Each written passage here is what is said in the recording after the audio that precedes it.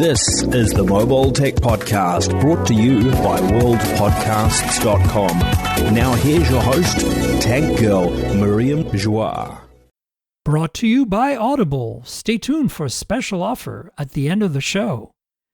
Hi, and welcome to the Mobile Tech Podcast. I'm your host, Miriam Joie, and today is Wednesday, March 24th, 2021, and my guest is the one, the only, Michael Fisher, Mr. Mobile. Hi, Michael. How are you? Miriam, I am enduring, I would say. I have just come off a very exciting road trip. I'm very sad not to still be on it, but being here with you helps ease that sting a little bit, because it's been too long, hasn't it? Yeah, it has been almost a year since I think it was May. And Yeah. I was really surprised that you were able to say yes on short notice, because I was like, okay, OnePlus is a big deal. We both have opinions on cameras and on phones and phone cameras. And most importantly, I saw your video, right? And I'll put it in the show notes for people, your review of the 9 Pro. Thank you. And you did something very interesting. So let's talk about all that, basically. I did. Thank you. Well, it really fell into my lap. I'm so curious to know what you think about the Hasselblad partnership, or what, more precisely, what you thought when it first came to light. Because when it first came to light, I was stoked, reflexively, right? Because you're kind of a space nerd like I am, right? Yeah, I mean, you're not screwing around here. We're going to get started right on the Hasselblad, huh? What is more exciting to talk about, honestly? Okay, that's true. The rest is all kind of like same old par stuff for the course. Yeah. All right. So the Hasselblad. Okay, look, my first feeling was this could go very wrong or could be okay, right? Yeah. There wasn't an option of this could go very right, because I know better. Right. And I don't want to be. No, look, it took even Leica's relationship with Huawei a few years to develop into something that I feel is significant, right? Well, that's why I was chuckling, actually, because you were there the same day we had that very long and sometimes contentious conversation with Huawei and Leica, where we were basically just grilling them, like 20 media, just kind of asking the same question over and over again. We didn't pull any punches. No, we sure didn't. I felt so bad, because I remember the one engineer had sweaty armpits after like 5 minutes of this. I mean, he was nervous. But, we were just asking the same question over and over. How much input do you, Leica, actually have when it comes to building these cameras? And we got our answers after a while. And, I think I was at the time disappointed. But in retrospect, I don't think anyone gets more involved in terms of camera partners than Leica and Huawei, and Hasselblad in this generation doesn't quite live up to that, does it? No. I mean, for me, the turning point was the P20 series, and that was 2 years in. We got the P9 with Leica. That was the first. And honestly, I was impressed with the color science. It's very interesting, because the only thing that the initial P9 with Leica brought to the table was color science.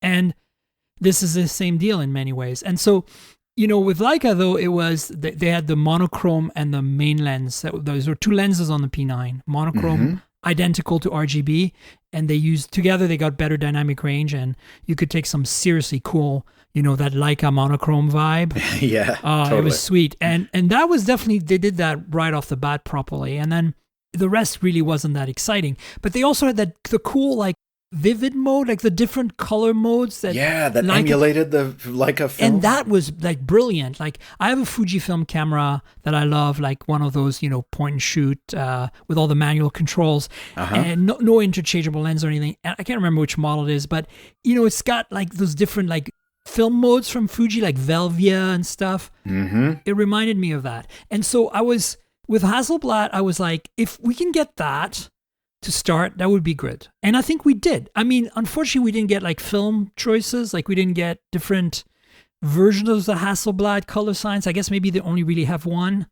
Yeah, right. And well, I mean, initially I was let down by that. We can kind of get into that a little bit. I did hear an interesting tidbit about this, though, and it ties in with what you were just saying. You're right. These partnerships always do start kind of small and slow. And Alex Doby on the Android Central podcast mentioned that he had heard that this partnership really only got off the ground like 6 months ago. Wow. I don't know. Alex usually doesn't share that unless he's pretty sure about having heard that. But he's nevertheless the only source I've heard that from. So take it with a grain of salt, maybe. But it makes sense, doesn't it? Because at that point you're just locked in on hardware, as I understand it. So you can't do a thing where it's like, oh, well, we only have a 6-month runway. You can't do anything on hardware tuning, but we'll, as OnePlus said repeatedly to me, this is a 3-year partnership and there will be some hardware stuff later on. I did appreciate that their PR team clearly was aware that we would be poking at these potential holes with big sticks. Yep. And and they were prepared, and that's to their credit, the best they were, they could do. And honestly, look, I actually have no qualms so far with this Hasselblad partnership, insofar that I do notice a difference in color science versus what we had on the previous OnePluses. Mm-hmm. I'm not saying it's better, but it's different, and it gives them a flavor that's unique to them. You know? And that's important to call out too. You're right, because it's not as though they just paid for the name. You know, it's not. Right. It's not like that, which I assume is what happened with Virtu back in the day. Oh man, and then also what happened with the Moto Mod. Remember? Oh, the Moto Mod. I mean, I can't even believe Hasselblad let their name on that thing. It was essentially a Shenzhen special Chinese factory camera mechanism, right, for point and shoots. And the sensor was an off-the-shelf sensor. Yeah, the whole thing, like the optics, the sensor, grafted on a mod, and then the mod just attach it to your phone, and it was cool. But in terms of image quality, it was actually, I think, worse than the Galaxy S4 Zoom or the Galaxy K Zoom, which was the S5 based. It was pretty rough at the time. I do. I have seen somebody say that mod got an update after a while, and it really adjusted the performance and stuff. But I did not experience that. I still have the mod, and I still have a Moto Z4. Oh, you should give it a shot.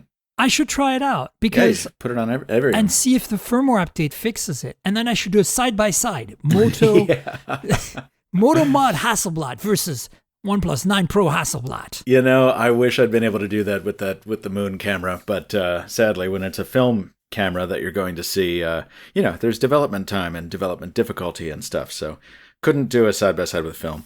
I'm going to suggest the audience at this point maybe pauses and goes watch your video, but no, thanks. Tell me, so they left those Hasselblads on the moon, right?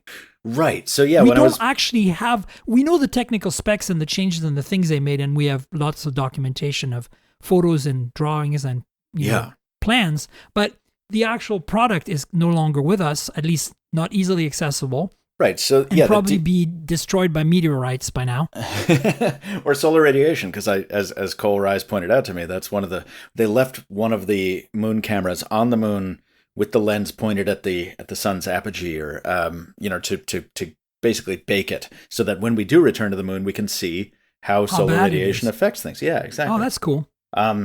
But yeah, so I was so excited by this Hasselblad tie-in, and I didn't know that we left the moon cameras on the moon. I Googled it thinking they'd be in the Smithsonian, and the Smithsonian website only had a cryptic mention of, this item is not in our collection, for their moon camera page. And I'm like, I wonder why that is. And I found out, of course, we left them on the moon. But, Cole Rise, who was famous for a number of reasons and is a really cool dude, built a basically perfect replica of that heavily modified Hasselblad 500 EL, I think is the suffix, that that NASA and Hasselblad modified for space use. And I drove to go see it.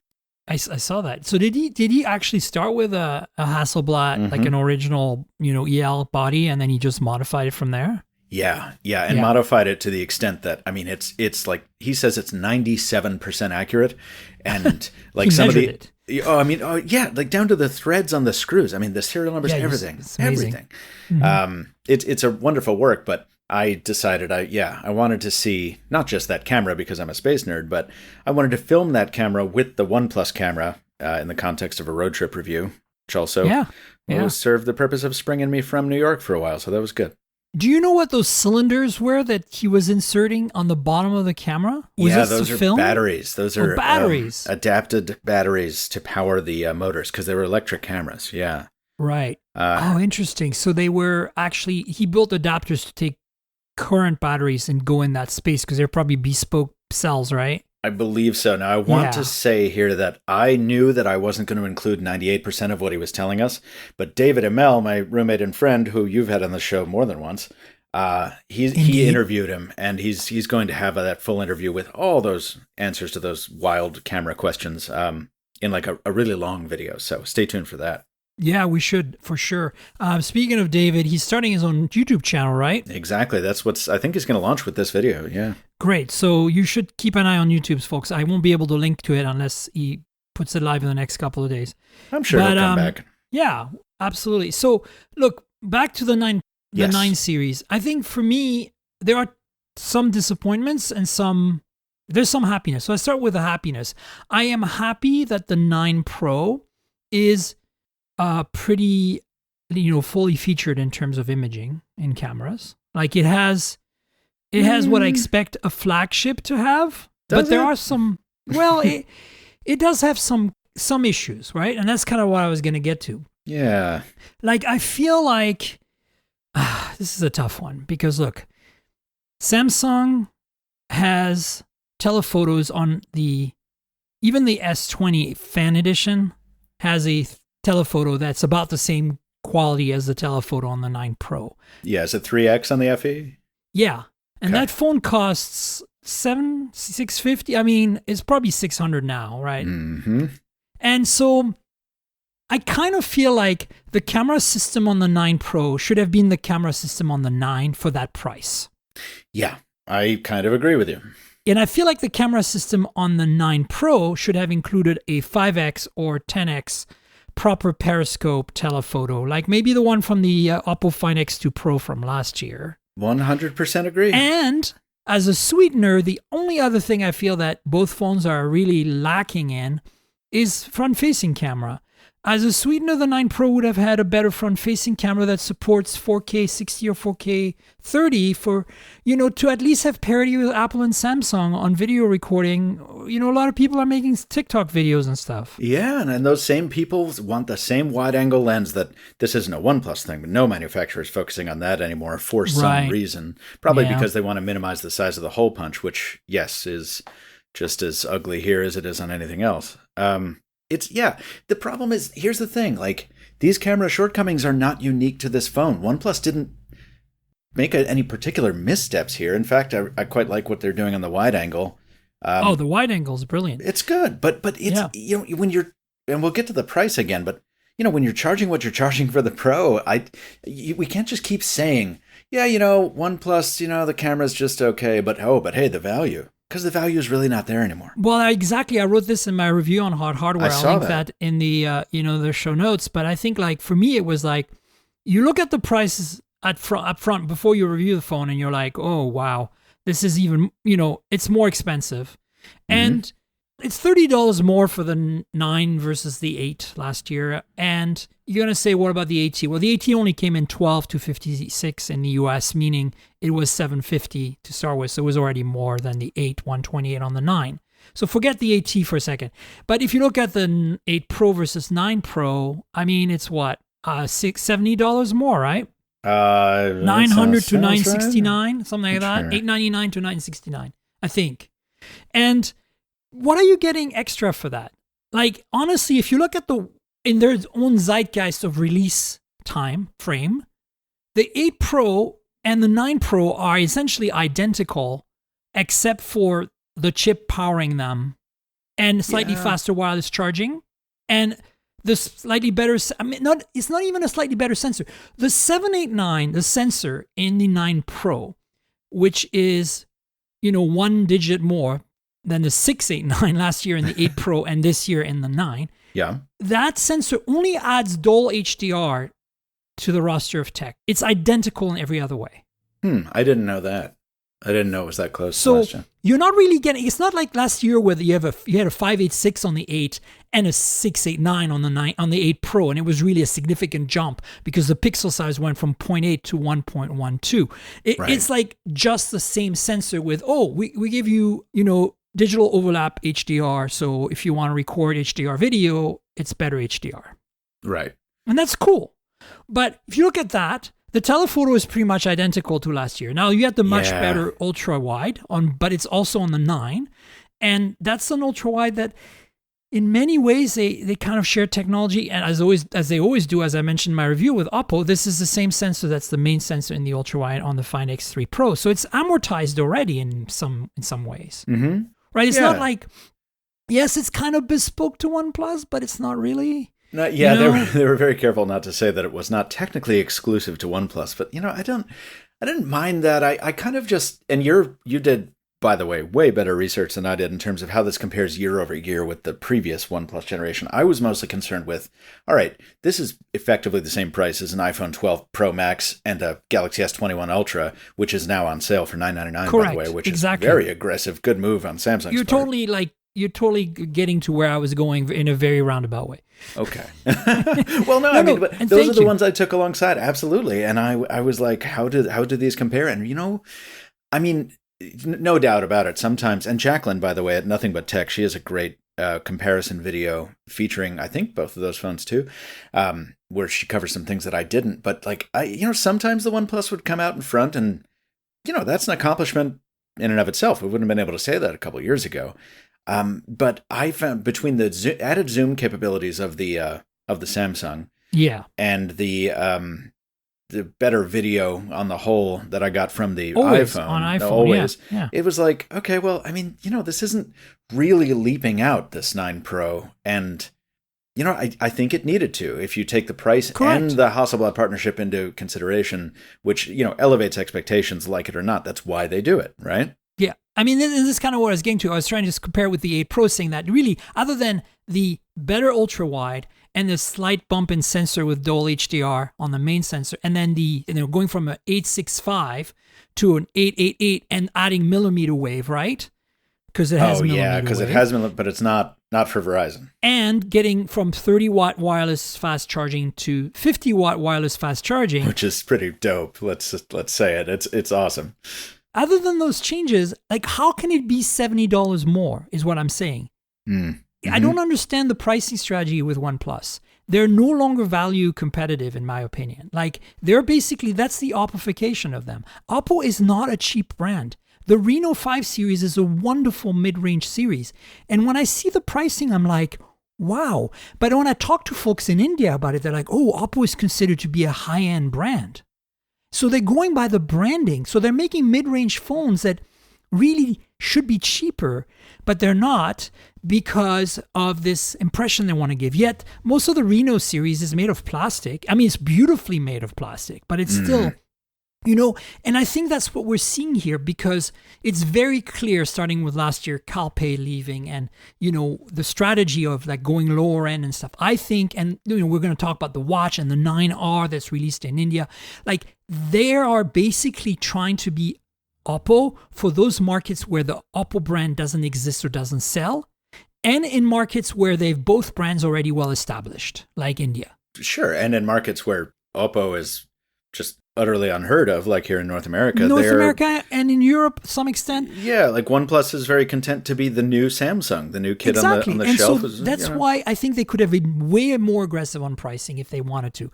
And it's unfortunate in many ways because they can't control this, but they should have planned for it. That Samsung is on discount already. As you said, $999, $30 more buys you a Galaxy S21 Ultra.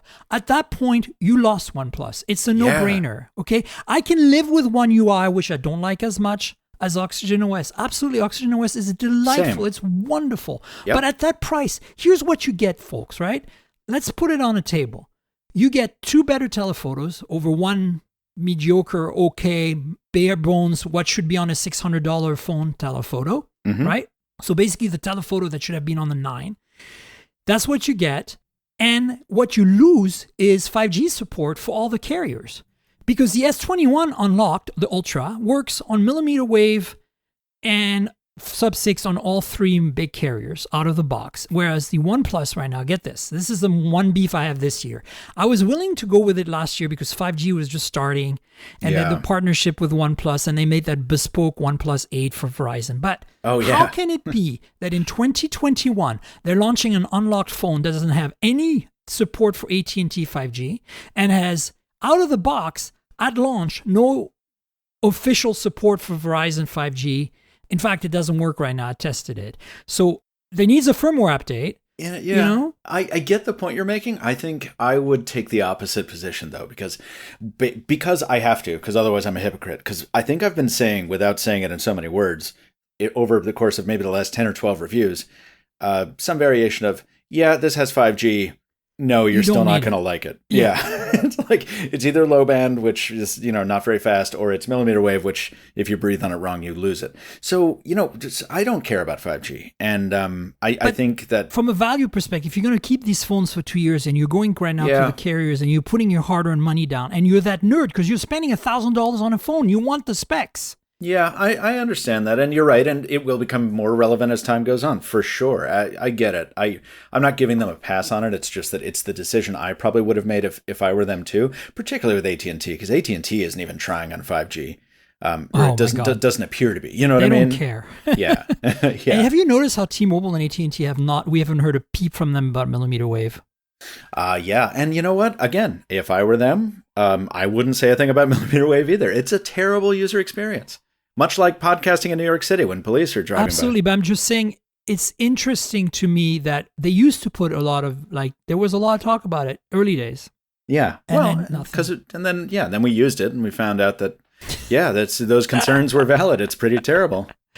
Yeah, I mean, look, it's not about that for me. It's about the fact that Samsung is able to make a phone that was more expensive on paper, but is now everywhere. You can buy that phone online from every retailer. You can go to any carrier store and get a BOGO deal or whatever it is and get locked into some contract and have a locked phone with bloatware out the kazoo.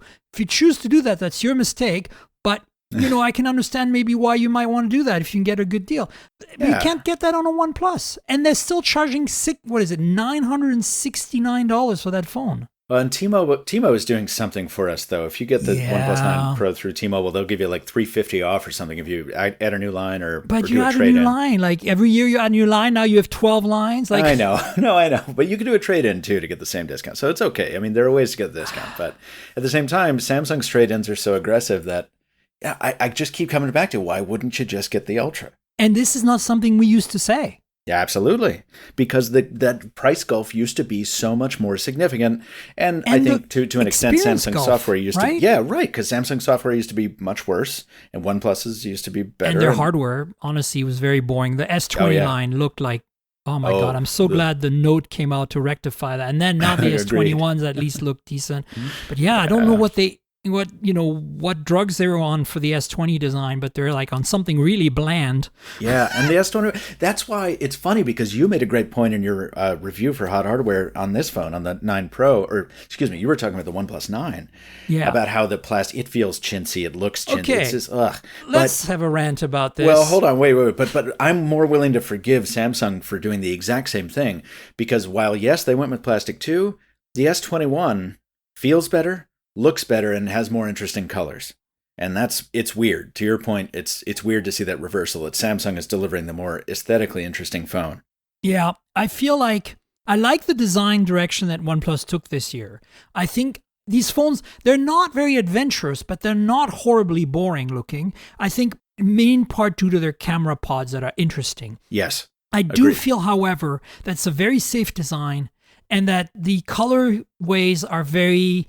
they're very kind of toned down, and I felt that OnePlus had that going for it, and it doesn't now.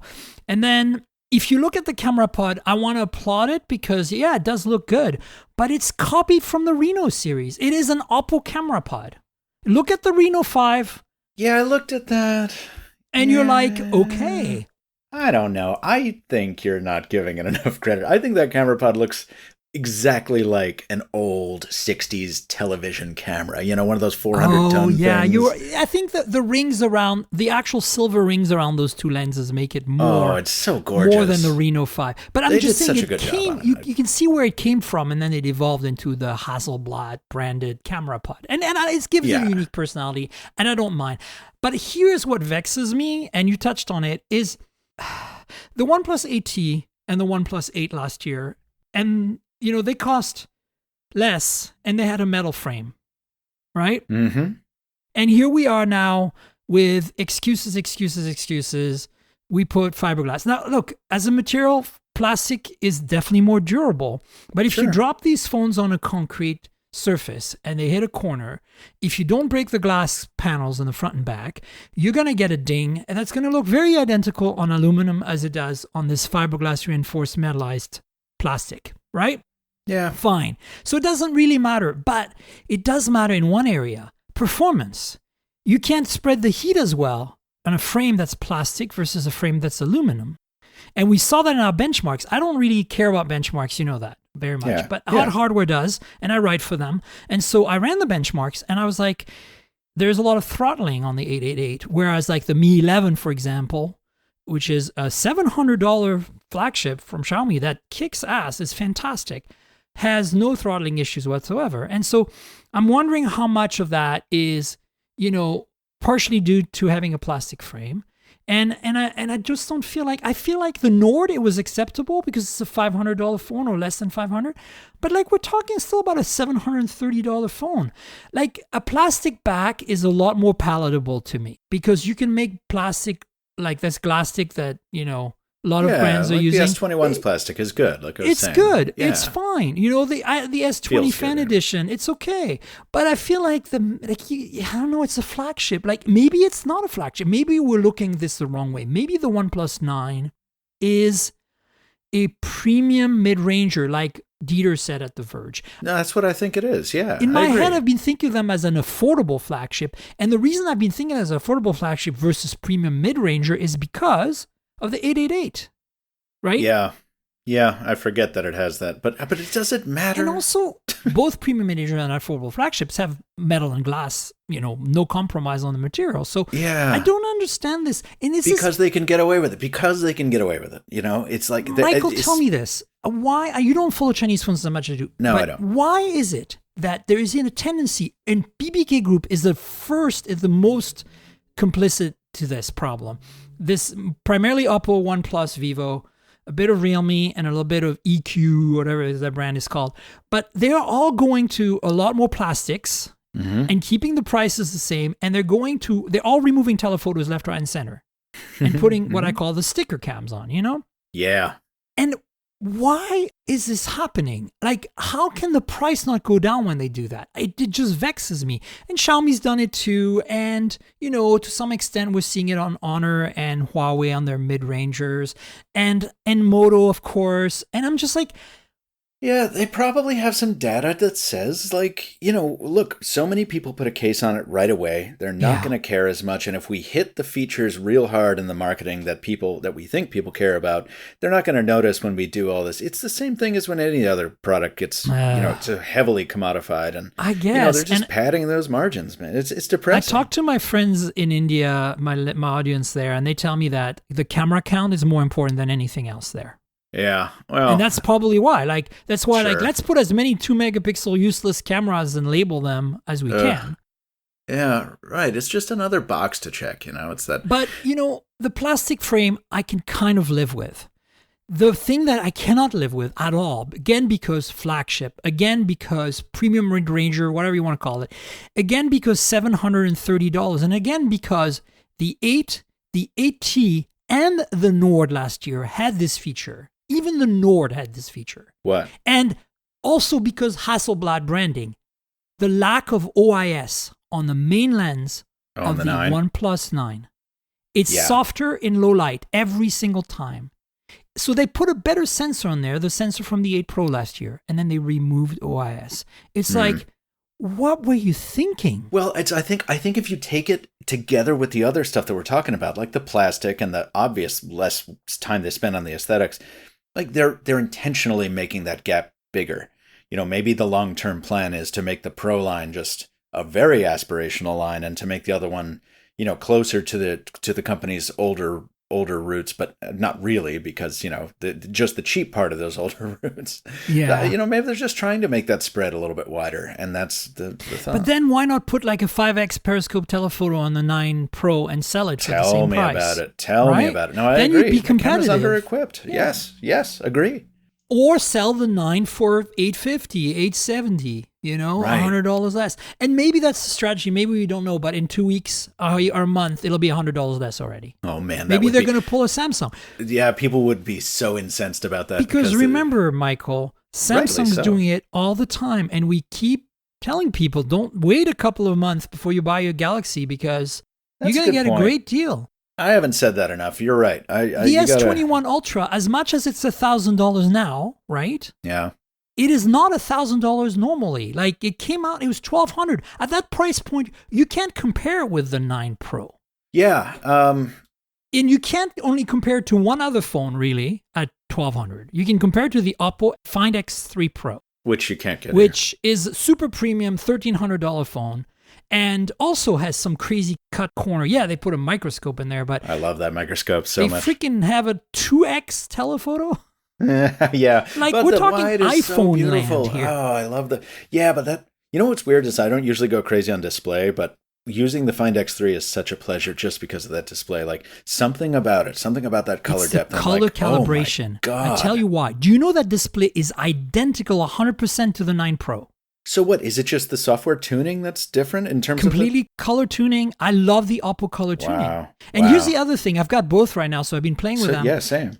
And if you try taking photos with the ultra-wide on all three, the 9 Pro, and the Oppo Find X3 Pro, you'll like the color tuning on the Oppo better. See, I thought that too. And then I heard, I think on the same Android Central podcast, I heard the opposite. I heard Alex was like, no, I like the OnePlus Ultra Wide. No, Alex is right. Technically speaking, it's not as accurate and it's boosted and it's artificial. But if you look at it on that display, the way that display is calibrated, that display is magical. 100% of the time, the X3 Pro looks way better. Yeah, I kept stopping. I was trying to take sample photos and I'm like, God, that looks good. And I would just stare at it. I was really surprised by that. No, seriously. And it actually does look good on your Mac too. So it's not just the display, it's a combo. But it's definitely the color tuning on Oppo. I have to give them credit, both the displays and the cameras.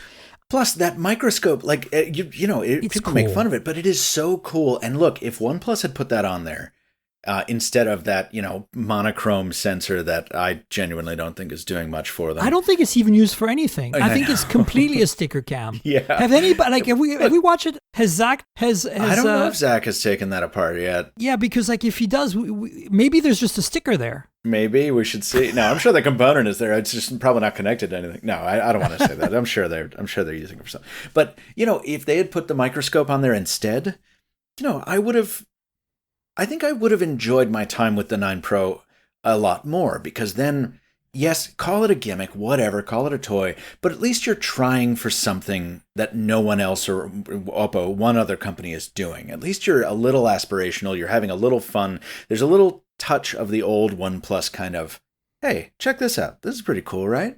Like, but the modern OnePlus just doesn't have that. It's just like, yep, hey, we figured out we sold enough units, we're making enough money, and now we're mainstream. Welcome to the mainstream. It's boring. Yeah. It sucks. And you know what's interesting is that if right now I'm on T-Mo, so for me, really, I'm on 5G all the time, and it does give me a little bit better coverage, basically. It doesn't give me better speeds, but it gives me a slightly better coverage.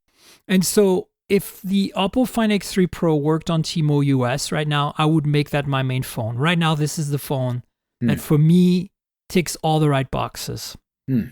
Yeah, I mean, it should not be understated how big an accomplishment that phone is. You're right. It is great. And you know what's also surprised me? As much as I kind of rail on that 2x optical zoom, the useless, kind of on paper useless telephoto that the Find X3 Pro has, when you actually use it, it's way better than what you expect. Like, you can zoom up to 5x in that thing and get a really, really good zoom photo, better than the OnePlus 9 Pro. So I don't understand. Like, on paper, I think what's going on here is that Oppo is cheating and it's not giving us the real specs. I think that remember, OnePlus did that before, where it was a 3x zoom, right? But it was actually 2x optical, and then they were cropping a 12 or 13 megapixel sensor down to 8 megapixel. Kind of what Samsung does with the S21, where they're putting a 64 megapixel sensor behind a 1.1x zoom for a telephoto. Oh, yeah. I see what you mean there. Yeah. So I think that's what Oppo's doing, and it's well tuned here, and it works well. And it up to 5x, it's good. 10x usable, basically like the OnePlus 9 Pro. But somehow, if you go side by side and take the same photo, the telephoto on the 9 Pro doesn't quite feel as delicious and juicy as what you get out of the Oppo X3 Pro. Yeah, and I've been spoiled by Samsung again. Oh my God! Once you've being able to punch in that far, even a Note 20 Ultra that only has a 5x. Yeah, even that. Like, I mean, just just having that kind of option at your fingertips when every day you're taking a boat under a bridge and you want to get the flag on top of it, or whatever it is, you're trying to shoot the Statue of Liberty through a crowd. Like, you come back to a regular telephoto camera after that, and it's like, oh man, you don't know what you're missing. But everybody says it, so I'll just say it. Yes, I say this every time I review an iPhone too. Those telephoto cameras have just been very underwhelming for years, and I say it all the time. So, it's just, OnePlus shouldn't, why is never settle still on the phone? You know what I mean? Yeah, I don't know. As I said in my review, there's an Oppification of OnePlus going on. Yep. They're becoming a more mainstream brand, and they're basically using it. I think they've made the decision as a business, BBK Group, that it makes more sense for them, for Oppo and OnePlus to be very more similar than before even. They were already pretty similar, and focus on selling Oppo essentially devices in markets where OnePlus is established. Yeah, I don't know. As OnePlus devices. That's what we're seeing. Yeah. And it's clearer to me than ever. Thankfully, we still have Oxygen OS. But here's another thing I didn't mention in my review. The Chinese version, if you go to China and you buy the OnePlus phones right now, they have ColorOS on them. Oh, do they? Yep. That's a bummer. Yeah, right? So that's another thing I'm showing. Like, basically, well, I mean, I can understand, because for China, that actually makes sense, Because it definitely, they don't care. They don't want a pure Android experience like Oxygen OS. They want a tie-in to everything Oppo as much as possible, right? Sure. And a lot of people like ColorOS. It's just not. Honestly, that's the thing. I would not say that if it had 5G for T-Mobile, I would make the Find X3 Pro my main phone if I couldn't hack ColorOS. And honestly, I think ColorOS is pretty good now. Can we just give them props, though, for all of the Warp Charge stuff? Because I was so impressed by the charging, wireless and wired. So this is one big, differentiator here between Samsung, Apple, and OnePlus, right? Yes. Is that it's not just the 65 watt. They've had that on the AT. It's that they went from 30 watt to 50 watt on the wireless charging. Even the Oppo Find X3 Pro, which, by the way, charges at 30 watt on the OnePlus charger, the stand. Because that's the thing. Oppo's, the VOOC, Super VOOC, or whatever they use for their chargers, it's 100% compatible with Warp, right? Right. So you can swap them. So, but also the wireless chargers. So the Find X3 Pro has 30 watt wireless charging, which is basically the 30 watt from the 8 Pro last year. And it works on the 50 watt OnePlus charger, no problem. And, all of that is great. I think this fast charging thing, I really hope that in some minor way, in another 2 generations of OnePlus devices, we're going to see the American market understand that they don't need to charge their phones overnight anymore. I have not charged a phone overnight in so long, I don't know. Because, except for maybe my iPhones, because I don't need to. I just charge on demand. It's like my Tesla. I go to a supercharger, right, and I fill it up as much as I want or need, and I'm done. I was just looking at my charging time. It's crazy. Like, I mean, wirelessly, I get from 0 to 100% in 45 minutes. That's wirelessly. I know. And then on the cable, it's the same brick as last year, but because of those thermal improvements they're talking about, the phone actually charges even faster. It's at 30 minutes gets me to 75%. In a half an hour, in 15 minutes, I'm at 40%. Like, that is so useful, especially as we start to get traveling again. And you know how it is. You hop from the plane to the hotel. Maybe you've only got 20 minutes before you have to go to a meeting, and it's just pop it in real quick. And it's so incredible to just get that much power in such a small sip, essentially. So one way to look at this is that the charger that comes in the box for OnePlus costs $35 on their website. So if you add $35 to the price of every iPhone that's on sale right now and every Samsung Galaxy phone that's on sale right now, that you're cross-shopping with your OnePlus, that's the prices you should be comparing.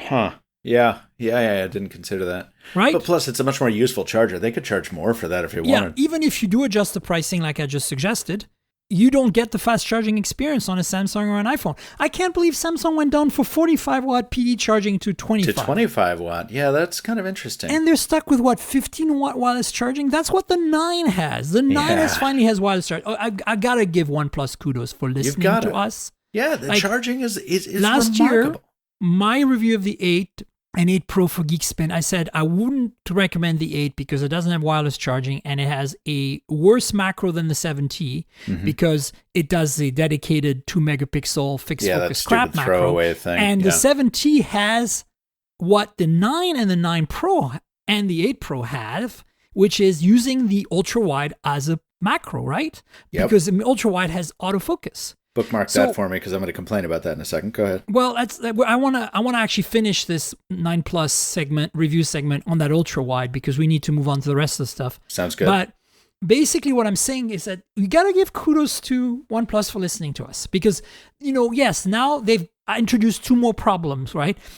The OIS missing on the 9 and the plastic frame on the 9. But they did improve the 8 in the 2 areas that we pointed were lacking. Yep. No, you're right. And those improvements are important. And it's interesting because the wireless charging is only on the European and the US model on the 9, by the way. It's thinner and lighter in other markets where it doesn't have wireless charging. Yeah, I guess that makes sense if you're going to optimize it for maybe that, it's not as important to the Indian market by their judgment. But it's 2 different chassis and everything. It's a significant change, and the fact that they still save money doing that is amazing. Yeah, it is. No, that is. It's curious. So ultra wide, I'm impressed. I think it's one of the best, not the best, but one of the best ultra wides I've used. Huawei still has the crown, I think, for me. I'm not sure who has the crown for me, but I agree. This is up there. I was just a little bummed out by its lack of low light performance compared to the main, which of course you always expect with a wide angle. That is, again, not uncommon, but I just had such a great experience during the day, that I expected it to translate to nighttime, and it didn't always. But that's, again, I think we're bumping up against physics there. It's an f-stop issue because the same sensor is on the X3 Pro as the main camera, right? Yeah, it is, isn't it? 766. Yep. So I think that if you use it on the X3 Pro on the main camera, the low light performance is superb. So it's, I think, f-stop. And of course, that freeform lens they used to reduce distortions. Oh, yeah. It probably isn't as good in low light. And you noticed that it has a lot of lens flaring in low light, right? I don't think I did notice that, but I just have gotten so used to every kind of flare on every smartphone. Every phone has a massive flare. The iPhones flare. are the worst right now, in my opinion. Even the Sonys that are supposedly have the T-Star coating have a lot of internal reflections. God damn it. Sorry. But look, I think this is a thing that every time I get mad about the lack of OIS on the 9, I have to remind myself that it has such an improved ultra wide over what we ever saw before on any OnePlus, and that it does macro as well with autofocus on that ultra wide.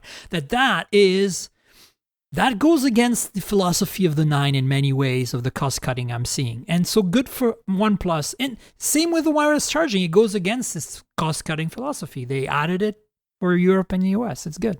Yeah, it's true. I mean, we have focused on the negative a lot. There's a lot good about this phone. I think if it was priced a little bit better, I'm talking about the Pro, if it were priced a little more appropriately, I think I'd be more enthused, or if it was a little more performant on the camera. But there's always next year, and I expect that they're going to come correct with the Hasselblad stuff next year.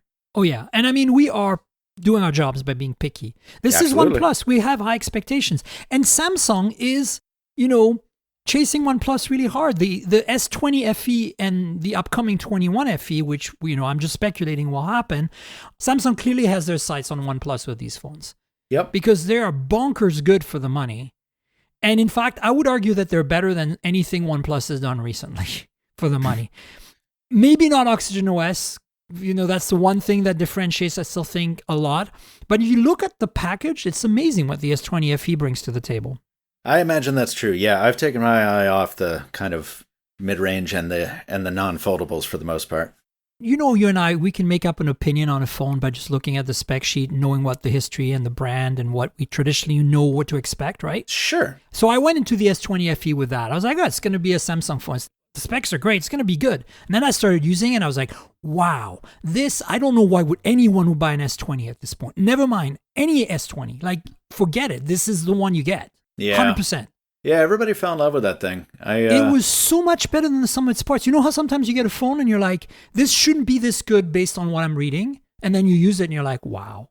That's exactly what it was. Yeah, but I mean, but for me, what like the aesthetics and the hand feel and all that like factor in heavily with that. And it seems like for the FE, everybody gave Samsung a pass on that. Like for me, if you're going to give a phone the title of Fan Edition, then like give me something that like a finish, an old finish that you've discontinued. Bring that back. Make that cool. Make the phone look cool. The last time I felt that about a phone with like, oh, these specs don't really justify that. This should be crap, but it's great, was on some of the older Moto X's, you know, because they felt special. They behaved in a special way. The FE just has a good value proposition. I don't know why everybody fell in love for that thing. It's just a box, man.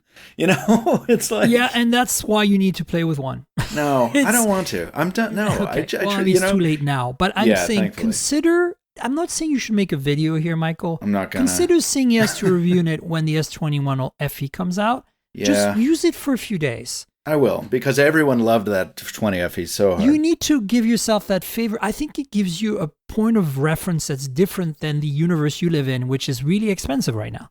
Right, but that's the only thing, that's the only place you can go. It's like I'm being chased by the baryon sweep in that episode of Next Generation, right? And like I'm in the front of 10 forward. I've got 10 feet left of ship because that's the corner I've scampered into because all the rest of it is so boring. I mean, it's the super high end, to a lesser extent, the super low end with the Poco stuff, and then all the foldables. Like that's where the excitement is in phones right now, and I don't see that changing. See, this is why I was excited by the S20 FE, because I feel that it's in that $600 sweet spot that all flagships should be in, you know? And it does cut some corners to be there, but it doesn't cut the important corners. Yeah. See what I'm saying? I do. If you go by the mantra that you made earlier, which is you're going to put your phone in a case anyway. Well, I think that's what the manufacturers are saying. I'm not saying that. The colorways, the industrial design, the fact that it's a plastic back, all that just goes away. Like it doesn't matter anymore. Because if you're going to cut corners there. You know, they put a 3x telephoto with OIS that didn't suck on that phone. Like, wow, right? For $600. So, you know.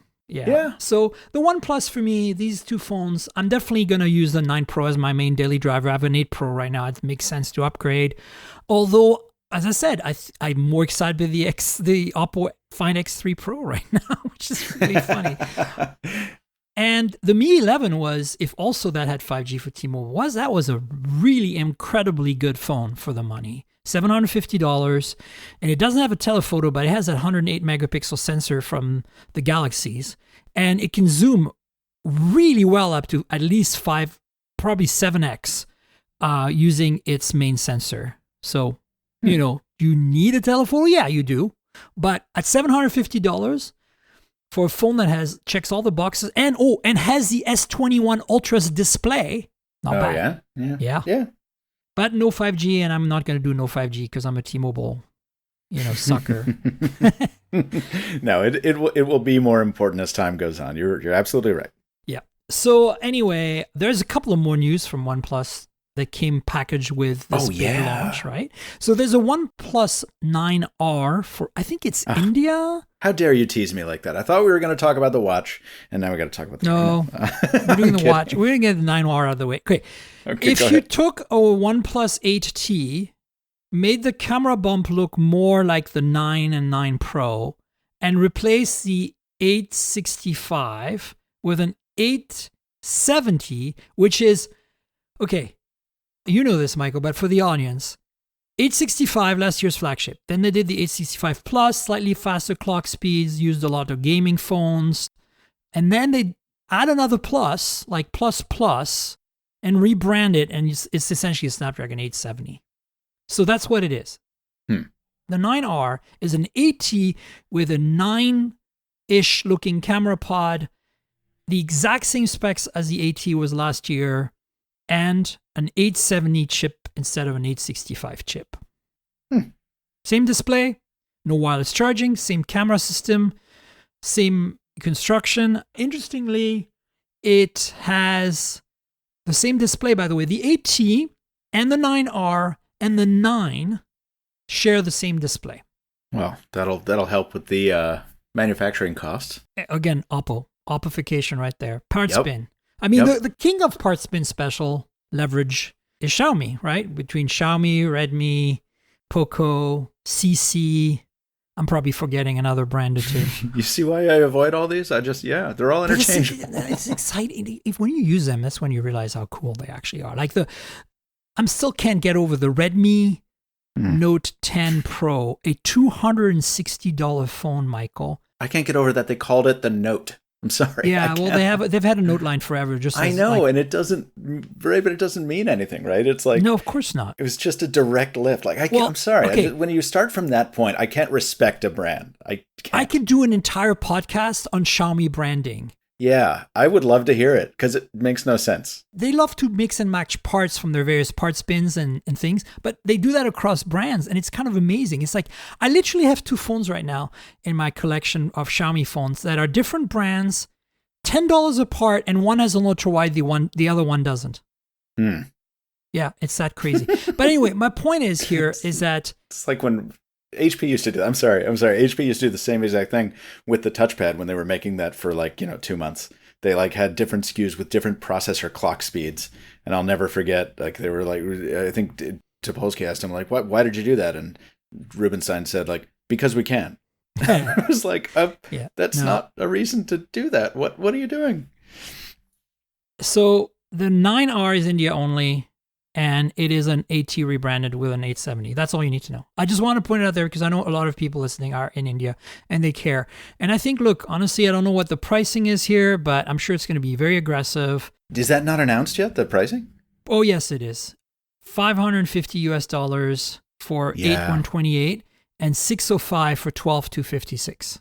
Got it. That's good. And I hate to tell you this. Now, I'm not 100% sure they didn't change the chassis to a plastic mid-frame on this one, but I have to check. But what I know from the specs right here in front of me, OIS on the main lens.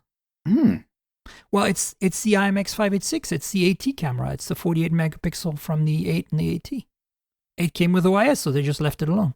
When you're it's okay, so they left that whole module alone. That makes sense. I was going to ask that because when you're a manufacturer and you want to buy a sensor, typically, you don't buy the sensor separate from the lens assembly, right? I mean, you can, I know that, but... I think you can spec the sensor with a lens assembly with OIS and one without. Yeah, right. That makes sense. So, yeah, but if you can leave it all unchanged and, I'm sure they have a great volume deal. You can spec the number of lenses to 6-piece or 7-piece, which is pretty common. Yeah. And then you can spec the f-stop. So you can get 1.7, 1.8, 1.9, depending, and the cost is slightly different. It probably takes very little effort for the factory to make a slightly different, adjustment on the f-stop. Yeah, I'd love to see it just one of those order forms, one of those the internal ones, these big bulk ones, right? It's how granular can you get, really? I mean, in the quantities these parts are being ordered, you can probably customize quite a bit. Right? Probably so, yeah. Because they're ordering ahead of time. If you look again, this Oppofication or the Xiaomi parts bin leverage that goes on all the time, it's because in my head I'm picturing a giant warehouse. I know it's just in time manufactured and there's no storage here, but imagine a giant warehouse of parts pre-made. They decide they're going to make so many phones this year with this part, and so then they spread them across all these different models and brands. Yeah, and the first time I was really exposed to thinking that way about the manufacturing process was when I was doing that, what did ZTE called their under-display camera phone, the Axon 20? Yeah, the Axon 20 Pro. And we did the research on that, and I was like, wow, these manufacturers are I forgot what the name of the display manufacturer is, but they're buying that whole component with the camera integrated. Yep. That's a whole single order item there. So I had to rewrite the script last minute because I had all these lines that were ZTE designed this like this. And I'm like, no, they didn't. They just bought this component. This display manufacturer built this like this. So it's pretty cool. Every time you get a little unexpected peek behind the curtain of these companies, it's fun. It's always more complicated than I think. And it always makes a lot more sense than I expected. I'm like, yeah, these guys know how to do business. Yep. No, it's a magical, crazy world. Mm-hmm. Somehow accidentally kind of fell into getting more Chinese phones to play with, and I kind of like it because it's just so kind of fascinating to see all the different combinations and little tweaks they make here and there to differentiate by a few dollars here and there for these crazily competitive markets like India, Oh, incredibly competitive. Yeah. And I wouldn't want to be playing, I wouldn't want to be in the smartphone manufacturing game because it's just so infamously cutthroat, but especially in a market like India where it's ferocious. Yeah. Yeah. Fun for consumers, though. They got a lot of great choice over there that we don't have. Speaking of India, I mean, I'm not saying that is specifically for this market, but it seems very highly apt for the market, the OnePlus Watch. Ah, yes, finally, Well, right? how do you feel about that? I'm so, we've been waiting for a OnePlus Watch for so long that I feel like any official news on this front, I can't help but be excited. I can't help but be happy that there's finally, at least we can stop asking questions, right? I mean, I think they're doing exactly what they should be doing here, and I'm excited. I'm hoping to get a review in it. I think the price is right, $160 for basically, like, there's two types of smartwatches out there. Actually, there's three types of smartwatches out there. Okay. There's the Apple Watch, which is its own planetoid up there. Yep. Right? Because it's kind of impressively amazing, but also frustrating. It's better than any of the others, without question. Then there is the Android Wear and the Tizen watches, which are essentially like, Apple Watch in the sense that they can run and install apps. Yep. Right? And then you have what I call fitness trackers on steroid watches. Yes. Right? That's exactly what this is. Those have become my favorite, like the Huawei Watch GT2 Pro that I'm wearing right now. Mm-hmm. Titanium and sapphire. It's a $600 freaking watch. Whoa. And it does exactly the same as a $60 Huawei band. Yeah. But damn, does it ever look good doing it. Oh, and man. Guess what? Because it's got a big 4-centimeter screen. And a big 46 battery in casing there or something. Yeah. Guess what happens? I get like 3 weeks of battery life on that thing. That's always been the most impressive thing. I will never forget, and this ties directly to the OnePlus Watch, I will never forget strapping on the first Huawei Watch GT and I was like, no way. I can't look at this beautiful color OLED display and you're telling me this is going to last 2 weeks? I do not believe you. Or whatever it was, 10 days. And it sure enough did. And I was like, oh, and that's what taught me what a real-time OS is and what a real-time OS can do in terms of endurance. You want to hear the kicker? I have the always on screen option turned on. And it still lasts 2 weeks? 3 weeks? Yeah, two and a half. Oh, yeah. See, I love that. And by the way, sorry, this is not really related, but I remember when you had that awful burn-in on your first Huawei watch, you showed it to me at some press event, and I was like, oh no. But I leave them always on as well, because if it's a watch, it should always show the time. My reason for that is that I don't buy them, so I don't care. I have enough. I have a Zepp watch on my desk right now. I have an Oppo watch, which is a Wear OS watch. I still have my Galaxy Watch 2 or whatever it is, the one with Tizen that I sometimes wear. Yep. And I have here a Huawei Watch Fit that came in the mail. I don't know if you've seen it. What is that, like a fitness band looking one, or is it a round one? So it's hybrid between the fitness band watches I was just talking about and a fitness band, insofar that it's got a bigger, wider screen than a fitness band, but it's not a circular screen and a big, heavy, clunky chassis like a real watch. It looks like you took a Apple Watch and stretched it vertically. Correct. It's like a narrower, stretched Apple Watch, and the display is curved, so it matches the contour of your wrist. Cool. Yeah. Oh, that's interesting. And it has this exact same functionality as the Huawei Watch GT2 Pro that I'm wearing, which I've had a special edition with this crazy sapphire titanium. It's pretty nice.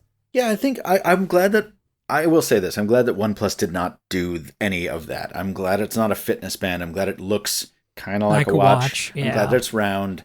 I am, though, look, hold on. Let's keep going with the good stuff. The battery life estimates are right on par with that RTOS thing. What, 2 weeks? Yeah. They put warp charge in it, right? So 5 minutes of charge gets you how much? I don't know. It's going to be ridiculous. It's going to be ridiculous. I mean, that thing will last forever. I can't help but be a little disappointed. And I know I'm the only one in the universe who thinks this. I'm a little disappointed that it doesn't have Wear OS, because look, Google's Wear OS has 80 million problems. I get it. I know. But I love being able to put what watch faces I want on there. And no matter how many watch faces this ships with, it's not going to be enough. But Michael, it's $160 and you're not allowed. Okay. That's how it is. Okay. Just deal with it. All right. Here's the thing that I love about, I'm anticipating I'm going to really love this watch, is because with my Huawei, it's basically, I get great delivery of notifications. Since the original GT, they've really improved the software significantly, and the notifications are super nice now. And you get exactly what you need. You get sleep tracking, 24/7 automatic. You never have to worry about it. If you take a nap, it counts. It's not like the Apple Watch where you have to set your starting and ending time. They're trying to get you on a regular schedule. I don't have a regular schedule. Screw you. I just want to sleep when I sleep, and you should keep track of that. God damn it. Amen. So that does that. It has continuous heart rate monitor and continuous blood oxygen level. Oh, So- yeah, okay. I'm not sure if the OnePlus Watch will have all that. But the Huawei bands, and by association, the watch is built on the band, architecture in terms of software and processing power, right? These fitness bands on steroids are very feature packed, but don't expect to run Google Maps on there. You know what I'm saying? Like, it doesn't exist. It has GPS, but only for tracking your workouts and stuff. Yeah, and to be honest, I think everyone goes immediately to the app thing. It's like, oh, but what about apps? You don't need it. I definitely don't need apps. That's not why I like Wear OS. Again, I use one app. It's Facer. I worked at Pebble, which was the poster child of apps on a watch, and while I was there, I realized apps on a watch is stupid. Yeah, I mean, Pebble was great for so many reasons first, though, right? Pebble got so much right other than apps, but yeah, I think if there's another thing I wish they had done, though, and this is OnePlus kind of streamlining and unifying around what they've termed burdenless design. Mm-hmm. And I don't know how you feel about it. I tend to think it's quite dull. I think the more burdenless they get, the more things start to look featureless, not distinctive. And it's like, oh, hey, is that a Galaxy Watch Active on your wrist? Or more precisely, I guess an Oppo Watch RT or X2 or whatever. I was going to say, this is just a rebranding of an Oppo Watch, and exactly what I expected. That's such. Yep. But see, it's not. I expected them to rebrand the Oppo Watch, the square one, the square big one. And I was like, well, that'll be fun, but a bummer that it's not, a bummer that it's not round. Instead, they went with the Oppo Watch RX. That's what it's called. Yeah. I haven't given the Oppo Watch, the Android Wear one, enough credit. It's the best Android Wear watch I've worn probably ever. Yeah? Yeah. I mean, it had a lot of bugs when the software was new, but they fixed a lot of it.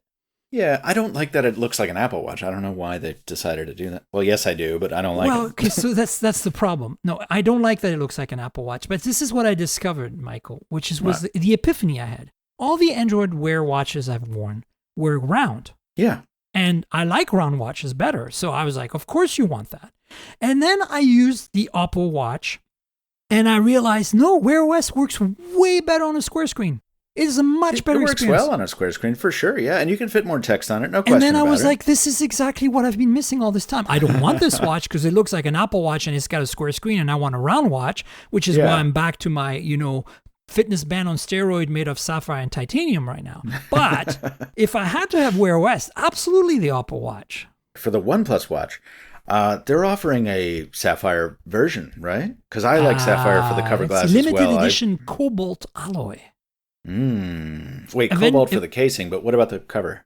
Probably Gorilla Glass. The crystal, rather. Excuse me. I got to use my watch terms properly. Well, it depends. Like this Huawei watch I wear also has a ceramic back, so it's a sapphire ceramic titanium sandwich. See, now you're just showing off. Now I'm showing off. This watch, it's the watch has worn the best of all the watches I've worn in the sense that it doesn't wear at all. Like there is no scratch or mark on this watch because ceramic, titanium, and sapphire.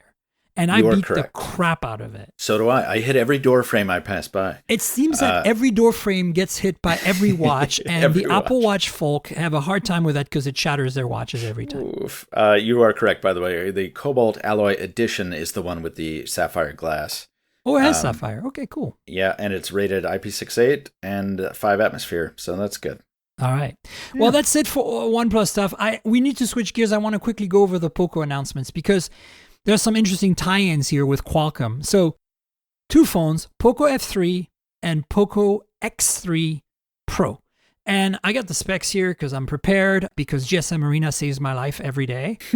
They're great at collecting specs. Look, the reality is the F3 is a Redmi K40 rebranded. We expected that with the tweaks from Poco and the launcher and stuff. So there's nothing too new. It's got a Snapdragon 870 in there, and we talked about it. It's a rebranded situation, right? Right. It's like the same as the OnePlus 9R. And it's cool. I mean, the only thing that makes me kind of scratch my head a little bit is that they went down from typically on these phones, Xiaomi's been putting 64 megapixel main sensors, and it's a 48 f/1.8. I don't care about the megapixels. It's just more like the zoom ability since you don't have an ultra telephoto, right? Yeah. You can zoom a little more with a 64 than a 48. And then it has a real macro with autofocus. It doesn't have a sticker cam for the macro, which is nice. The macro camera has autofocus. That's pretty cool. Yeah, like a lot of the like the Mi 11 has that as well. Like a lot of the kind of higher end Xiaomi phones have a proper, it's just a 5 megapixel, but it's a proper autofocusing macro. And then it has an AMOLED, which is really nice, 120 hertz. So, that should be a nice phone. But the K40 is being covered, already. The new one here, the really new one, is the X3 Pro. Now, the Poco X3 NFC last year is a $250 phone that is incredible value. Until that Redmi Note 10 Pro that I mentioned earlier was the best value, I think, at that price point of any manufacturer. And so they made a Pro version of it. And what distinguishes it from the previous one is a new chip from Qualcomm that Qualcomm themselves didn't even do PR about, called the Snapdragon 860, which, as you guessed it, is like a Snapdragon 855 plus rebranded.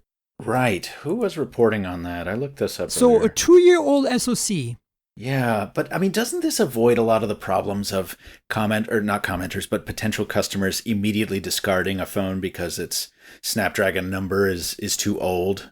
It's a very good marketing ploy because there's a number of advantages. That's one advantage. The other advantage is that you're getting a phone with a chip that is actually very high performance. Yes. The third advantage is in these markets, for these price points, 250 euros here for this phone, you don't care about 5G.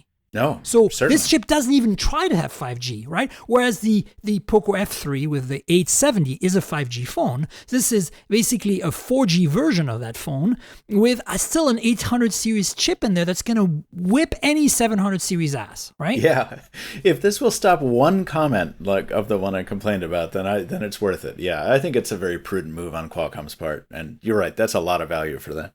So yeah, so that's it. So basically we've covered 3 news items in one quick 10-minute, 5-minute, whatever it was, because I wanted to talk basically about announcing the Poco F3 and X3 Pro, and then the Qualcomm Snapdragon 860. Now the other big news this week is that Qualcomm is launching the Snapdragon 780G, and that is the actual proper successor to the 765G last year, which came out alongside the 865.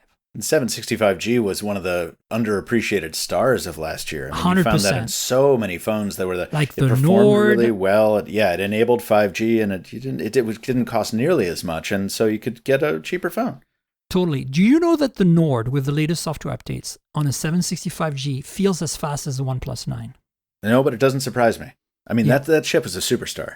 Superstar of a chip. So this is successor 780G. I don't have a lot of details here, but I expect it to be the same kind of delta between the 865 and the 888, right? Mm-hmm. So it's a 5 nanometer chip, which is big news for power consumption. Yes. And it's got a lot of features from the 888 distilled down, like the 865 brought a lot of its feature down to the 765G last year. So that's exciting. That's super exciting. It is exciting. I want to keep an eye on thermals for that. I don't run benchmarks at it, but some other folks do, and they're very good at it. And I've just kind of become a little bit gun shy about power in these 5 nanometer chipsets, because 888 is 5 nanometer, right? Yep. Yeah, and like even with all the thermals that the OnePlus 9 Pro has, all the thermal management, now it overheats a lot when I'm shooting in 4K. So does the S21. And actually, I've heard from sources that I have that the reason for that is Qualcomm is giving a bit more free rein to the manufacturers in how they implement their cooling this time around. I see. Well, that makes sense. And so they're optimizing for battery life a little more here, I suppose. And so maybe we'll see the same on the 780G. Who knows? Yeah. We'll have to stay tuned.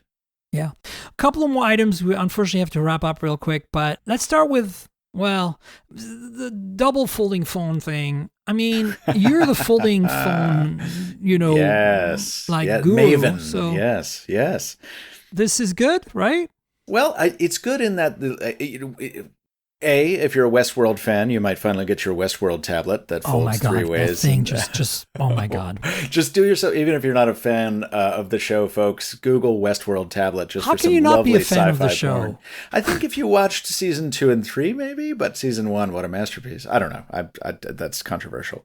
I agree with you, but you got to start at the beginning. You can't just halfway through like that. And don't let the other seasons. Anyway, no, we have to go. But no, that double folding thing. I mean, We need to have a podcast about Westworld, you and I. So that's basically what we're talking about. I would love that. Again, any excuse to rewatch that first season.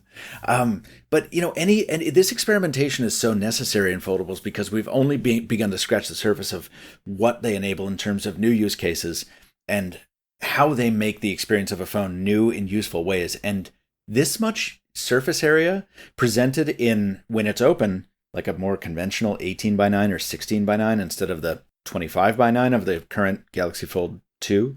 I think that, yes, you're still making an Android tablet, and that kind of sucks to some degree. But it's going to unlock several new ways to use your phone that becomes a massive tablet instead of becoming a small tablet. So that could be really, really incredible stuff. And I think TCL also was working on something similar, a Z-shaped thing. Yeah, so too early to say. But and maybe now it makes sense they call it the Z Fold. I thought it should be the, V Fold. Right. Finally, the brand makes sense, right? Yeah. No, I mean, it's so early now. We don't even know if it's real or not. But I hope it is, and I hope I get to play with it. I know you will. I will get all the news from you because they still haven't sent me a single foldable. So. Well, remember, they only sent out the early ones for a month, and then they took them all back. I had to buy all the foldables. You've bought except them, for the Razr. Right? Yeah. I still have the Razrs from Motorola. So. I still have my review unit of the Razr, the second one, the 5G, from AT&T. Thank you, AT&T, for letting me hang on to that. LG is dead in terms of phones. How do you interpret this news here? I wish that I could say that I'm hopeful about it, but you're not. No, I mean, doing Win phones were fun. Doing the throwback series has given me so much added memory because I have to research every old brand, and a lot of them are no longer making phones. And it always goes this way. There's rumors. They're not doing well. There's rumors they might spin it off. They might shut it down. They deny the rumors for a while, but all the while they really are shopping it around to either spin it off or shut it down. And this just smells of the truth. There's too much smoke here for there not to be fire, right? 100%. And it's very sad. It is. I know a lot of you folks listening right now, especially in other markets, I don't even care. And because, LG was a more significant brand in, some parts of Asia, like Korea, obviously, and in the US, and I think less so in Europe, but to some extent. But I don't think they were ever big in India and stuff, right? So I don't know. They were so huge here. So my point is, you probably don't have that historical baggage that we have, that nostalgia about when LG used to rule in terms of innovation. Remember innovation that? Is right. Let's go through a few, as a kind of maybe a swan song for me would be. Let's start going backwards. The LG Wing, right? So, I still use that around the house now. I love the LG Wing. So the LG Wing, if that's the last one we get, it's a nice way to end. It is. Before that, phones that stand out for me, of course, G-Flex. The G-Flex, the G4 with its incredibly fast f/1.7 or 1.6 or whatever it was lens at the time. Not to mention a dope leather back. And then the G6, the first ultra-wide phone. G5 was the first ultra-wide. No, G5, you're right. The G5 is the first ultra-wide. But the G6 is the first one to do it right. Exactly. And the G6 is the first one to do 18 by 9. It did the complete 2-to-1 aspect ratio. Oh, yeah, right. It felt so tall. But it was such a tank. It was like mil-spec. And it changed everything. Look, everyone is doing it now, even more than that, right? Yep. They give everybody else permission to have a much wider aspect ratio screen. Also, first camera to do, first phone to use the same resolution for its primary and wide-angle sensors or cameras. Yes. So many firsts. The G2, was it the G2 that was the first Quad HD phone? I don't know. Or G3. Everybody one loved of those the G2. two. I think it was the G3. That was a really high resolution panel. G2 was the first one to put the buttons on the back, which was quite cool ergonomically. And then the Optimus G, which was the first G. At the time I was at Engadget, LG flew us all the way to Seoul and gave us the lowdown. And I had no idea how cool LG was until then. Well, surely you did, because surely you carried some of their dumb phones back in the day, some of their feature phones that just owned. Yeah, no, but I'm talking in terms of Android. I didn't realize that they were basically on the heels of Samsung until that moment. And so there you go. There's money well spent at LG on whining and dining some journalists, because you made a lot of us realize, wow, LG has a lot of innovation going on. I mean, I will just always remember the CES press events, all the stuff for the G Flex. And watching this company say, not only are we releasing a curved phone, not only are we releasing a phone that you can literally just do a wrestling move on and stomp on and it'll flex back into place, but it also has a coating on it that heals its own scratches. And it also has a really high-end processor and the same cameras we're putting in our flagships. And like, this company for a while was just throwing stuff out there that was so ambitious, you couldn't help but take notice. And I miss that LG so much. Yeah, me too. It's too bad they've struggled so much, but it's like Nokia, right, back in the day. It's like they kind of sat on their laurels, I feel like. They didn't really the G6 felt to me like the last phone they did where they really innovated. And that's like 4 years ago now. Well, but don't forget, I mean, they also pioneered this idea of this dual screen smartphone. Some of those docks got really great with the Velvet. And people say the V60, but I think that thing was just too much of a tank. But the Velvet. Beautiful phone, beautiful dock for it. I'm looking at it. It's right here. Before the Duo, before Microsoft came on the scene with hardware that was, wow, just stunning. This was a really good compromise and a really good exploration of a new concept. And it's such a shame to me that we may never see the rollable. And I didn't mean to jump ahead in the rundown. I forgot you had it on there. No, I don't have it on there anyway. But I mean, the rollable, look, the reality is if they're going to shut down, then we're not going to get it. It's going to be, the first rollable is going to be Oppo, basically. Yep. And LG made missteps. I feel like that never took the software update situation seriously enough, and their software itself is not very good, or wasn't very good for a very long time. But I think people are really going to miss them. Those audiophiles who love that quad DAC and their stubborn stick-to-itiveness with the headphone jack, right? I mean, and now we have that. We have like the OnePlus 9 and 9 Pro have that incredibly good Qualcomm DAC in there. If you want to listen with analog. Yeah, if you want to go through an analog dongle through the USB-C port, it's impressive. Still got to dongle it though, those hardcore, hardcore. You don't do that anymore. You don't do that anymore. I get it. Yeah. Well, Michael, we should wrap it up. So do you want to tell folks where they can find you on the awesome internets? Of course. Yeah, I'm at the Mr. Mobile. It's TheMrMobile. That's mostly YouTube and Twitter and Instagram. But that's where I'm at. And thank you everyone for putting up with my inflexibility and increasing specialization with regard to phones that no one can afford and very few people can even touch. It's weird, but I'm into it. I mean, somebody needs to cover it, and I think it doesn't feel to me like it's all that you do. You get all the classic old phones you're reviewing right now. Yeah, I'm really having fun with those, and watches too. I cover every smartwatch I can. So yeah. And folks, you know where to find me. I'm at Tanker on Twitter and Instagram. That's TNKGRL, like the comic book character, drop the vowels. If you want to discuss this podcast, speak to me and Michael on Twitter. If you want to look at pretty pictures of phones or pictures taken with phones, go to my Instagram. That's where it's at. There's 2 YouTube channels you should subscribe to for this podcast, related to this podcast. YouTube.com/MobileTechPodcasts. It's the main channel where you get a lot of unboxings and, hands-on and that kind of stuff. Sometimes some reviews. But basically, I want to give you visuals to go alongside this show, and that's where I do it. The other channel is a new channel, and please subscribe. We were trying to get to the level where we can get monetized. So it's youtube.com/mobiletechmore, and we're building up content for that one. It's going to be like smart home and all the weird accessories we get pitched that are cool, and a lot of them are related to us using them in the van because we have a Volkswagen camper, and sometimes you do road trips. So it's that kind of stuff. It's kind of peripheral mobile, but not like the main bread and butter mobile, right? Please subscribe. And of course, the podcast lives at mobiletechpodcast.com. If you want, you can subscribe on Google Podcasts, Apple Podcasts, Pocket Casts, Spotify, pretty much everywhere good podcasts are found. So if you followed us here today because of Michael and you want to subscribe, please do it. And if your app lets you rate or review the show, please consider doing that so that it helps with people discovering the podcast. Hopefully you give us a good review. Woohoo. And then there's a PayPal link. Well, it's a link to my tankgirl.com domain that then redirects to a PayPal link for donations. So if you can donate, if you want to donate, I'd appreciate it. It'd be great. Please donate. We can keep going this show on a regular weekly basis.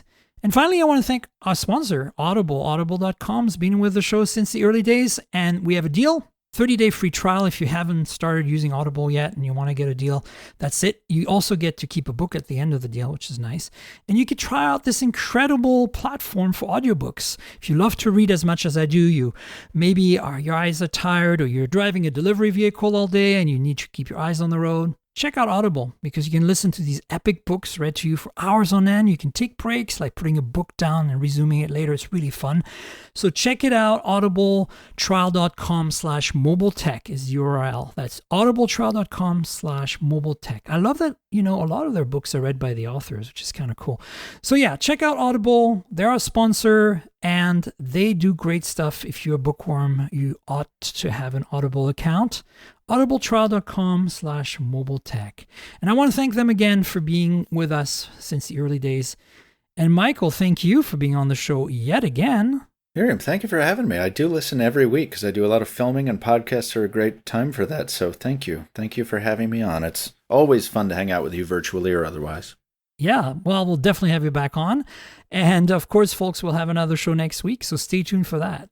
Until then, cheers, everybody. This has been the Mobile Tech Podcast with Tank Girl, proudly presented by worldpodcasts.com. You can visit us online at mobiletechpodcast.com.